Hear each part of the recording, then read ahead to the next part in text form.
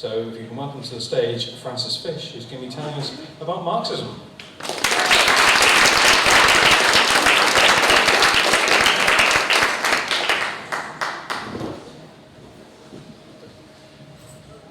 Adrian's not that much taller than me. Okay, Marxism in 5 minutes.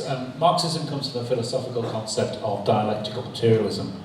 Dialectical is a word that lots of people say is very difficult, but actually it just has the same root as dialogue. It means things interact and things work with each other.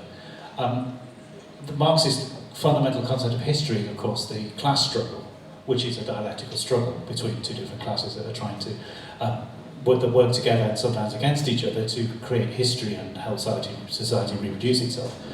The other thing I say about dialectical is it's like a web of relationships, a web of things working with each other and things working against each other.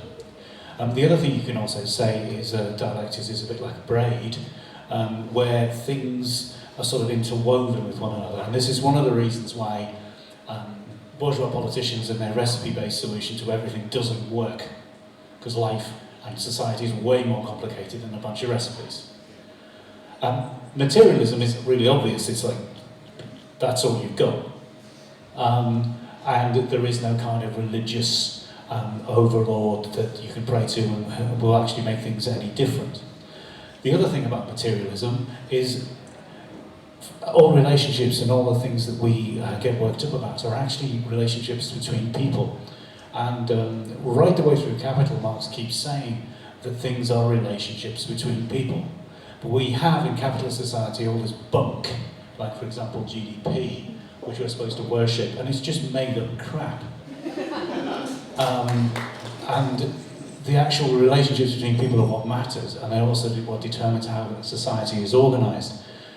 This is a design I did for a t-shirt when Theresa May said Brexit means Brexit.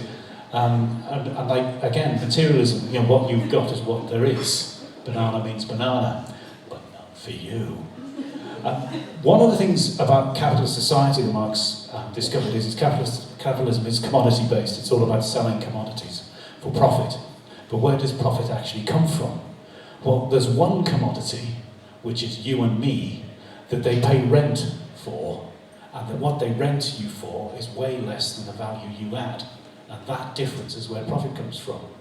And that is fundamentally what Marx's discovery. The consequences of that and the dialectical view of society, of course, are much more, much larger. But the problem with profit, and the problem with this things being taken from us, imagine all the things we could do if we held on to that stuff, if we held it in common and we worked with each other to create a world that was actually based on our needs instead of on the narrow needs of somebody who needs to make a profit.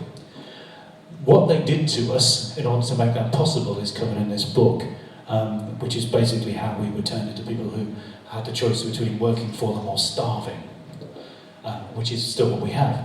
So why do we need a revolution? Well, the thing is, the capitalists created a revolution where they took artisanal processes and turned them into factory-based processes, which multiplied the power of productivity. The problem with that is they only did half of the revolution. They socialised production, but they didn't socialise the ownership. So we still have the feudal-style ownership, where a very small number of people own everything. But we actually live, despite the preaching and all the nonsense about scarcity and how poor we all are, or should be, we actually live in a time of great abundance. We have make enough food for 11.5 million people, and there are only 7 million people, but 7 billion, but people still starve. So we need to take the abundance back in this gentle way that I'm suggesting here. Because the problem is, if we don't take it back, what's going to happen? We're going to have the eco disaster, and that's it. That's all she wrote. So I think we need to start thinking about an open-handed world instead of a closed capitalist fist that's in control of everything. It's an open-handed world. So we need to reclaim the cornucopia. We need to reclaim the stuff that we've made, that's ours, and gently persuade our friends to leave us alone. So, come on, next slide. Where have you gone? Here we go.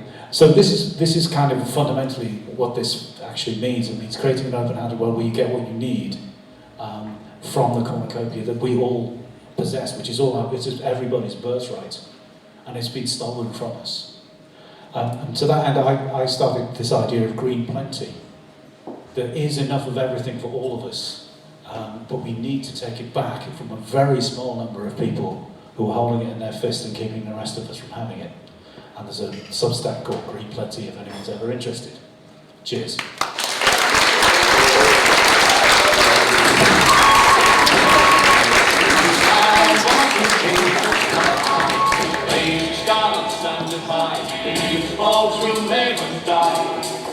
Those cows flinch and trade a sneer will keep the red.